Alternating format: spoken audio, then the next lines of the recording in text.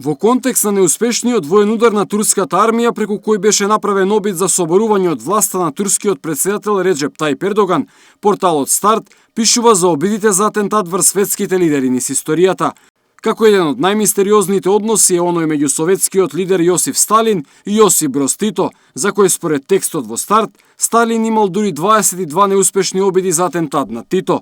Старт пишува дека најпознат е обидот за труење на Тито од руски лекари. Сомневањата за овој обид за убиство прв ги изнел еден од луѓето од обезбедувањето на Тито и негов другар, генералот Милан Жежель, во својата книга Борозови стравови.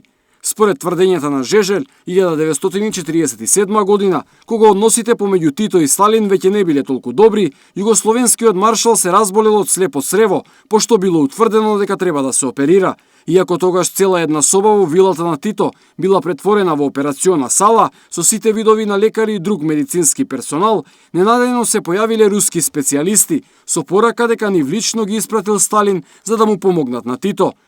Операцијата ја извршиле русите, но потоа на Тито не му било добро, а неговата рана загноила и тој брзо се нашол во животна опасност. Дека се работи за обид за убиство заклучиле со работниците на Тито, кои приметиле дека руските лидери се однесуваат многу необично.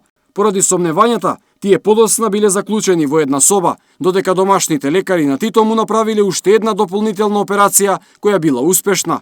Во текстот на Старт стои дека кога оваа завера била откриена, руските лекари му биле вратени на Сталин но во ковчег, а по неуспешниот атентат, Тито на Сталин му испратил порака да престане да испраќа своји агенти во Југославија со наредба да го убијат, а ако не се откажело таа намера, тој ќе испратил свој човек во Москва.